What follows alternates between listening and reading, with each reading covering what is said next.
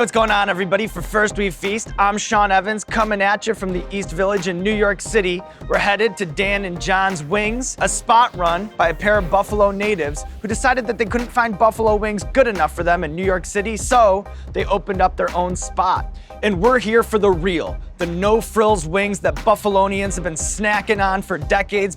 Dan Borowski and John Henninger have opened their doors early so that I can step my wing game up and you can too at home. Let's do this thing together. What's going on, guys? Welcome to Dan and John's Wings. I'm Dan. Dan? John. John? Nice to meet you. Nice to meet you guys. Nice to meet you. All right, so right when I walk in, you know, I see Thurman Thomas football cards on the walls. I see a Jim Kelly bobblehead. I see a buffalo staring at me in the eyes. Can you talk about that great, weird city of Buffalo, New York, and its sort of role in the buffalo wing movement? Absolutely, man. You've actually finally landed in what we call Little Buffalo, right here in the middle of New York. It's our home away from home. You know, we came from Buffalo, we were born there, we were raised there, and we wanted to recreate buffalo chicken wings as the most authentic way we can for New York City people. You know, I think that a lot of people too, when they're watching this video, they might be intimidated. Like, I don't have an industrial fryer. Like, I don't have all these things. I can't make wings at home, but that's not true, is it? No, we can show you how to make them at home just as good as we do here. The only difference is the buffalo love that we put inside every order. All right, well, let's get this buffalo love going, huh? All right. Let's make some wings. Absolutely. Now, me and John are, I guess, what you would call bird nerds. So a lot of this stuff is gonna sound a little bit technical. That's good. We got a lot of bird nerds watching. So. All right, right on. So the first thing you wanna get, obviously, is some fresh, like John said, cut chicken wings, right? The most important thing is you go all over the globe and some of these people still have the chicken wings connected at the elbow, or as I like to call it, the little knee pit, which you don't want that. You just want your drums to be drums and you want your flats to be flats.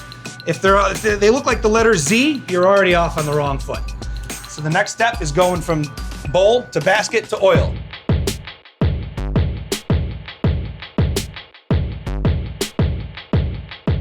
We've set our super technological timer here to 13 minutes. We're gonna let Sean hit the start button. I feel very involved. And then during the course of the cook, it is only 13 minutes, but you should be shaking the wings. Or if you're at home, stirring the wings, kind of pry them apart a little bit without being too forceful. You know, rotate them around, make sure they're all getting crispy, make sure they're all getting equal amounts of heat. For the people at home, if you don't have a fryer, is there some way that you can recreate that sort of effect? A tall cooking pot and fill it about a third with oil. Get that heated up to about 365 and you'll be able to do it. What we have over here is our sort of degrees of heat going up, right? We start with our mild, then we go medium, then we go hot, then we go inferno. If you're out there and you're going to the store, what would you recommend for the best classic, most authentic buffalo style wings? I mean, that's a no-brainer. As far as, you know, John and I are concerned, and most Buffalonians, Frank's original RedHot is the sauce that makes the wing world go round. And if you want to get that classic buffalo flavor and you're not trying to go with all the crazy heat, for a mild wing, you go 3 portions butter, melted butter, 1 portion hot sauce. As far as medium goes, you're gonna go the other way around. So we tend to go 3 portions hot to 1 portion butter.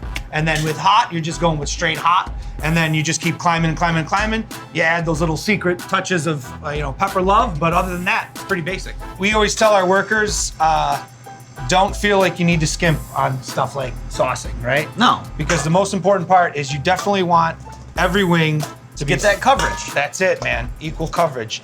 That's another big problem with some of the half-assers out there, you know? we like the squeeze bottle method because it actually allows you to get into every nook and cranny that the wing has. And you could do that at home, you know what I mean? Like, squeeze bottles are not a rare thing to find. If you don't and you just want to dump the sauce in, then you're just going to want to make sure that you're getting full coverage. So I have a little method here that's kind of like a spin, twirl, flip thing, right? Where I get around like that, and then I kind of, technique. That's it, man. And then, sometimes we slow-mo this down and do camera tricks and get all fancier than we need to be about it. If we're gonna be keeping it buffalo, which is sort of the way that we founded this whole thing, right? Gotta get the celery sticks. We gotta get celery, right? Some people like to do carrots, but we're trying to stick, like we said, to the original idea. And where we come from, Celery and blue cheese is the original accoutrement. I was gonna ask you that because that's a big thing. Like, is ranch okay or not? To people where the wing was invented, you know, ranch is a salad dressing and blue cheese is a chicken wing tip. And there's really no in between. All right, I'm gonna eat, but to the Hot Ones fans at home, you now have the step-by-step on how to make your own wings. Keep doing the challenges, keep sending them to us. I'm gonna eat. Guys, Yeah. thanks for having me. Yeah. Anytime, man. That tastes like victory, right? This tastes like a football game. And I mean that as a highest compliment. We take it as such. Yeah.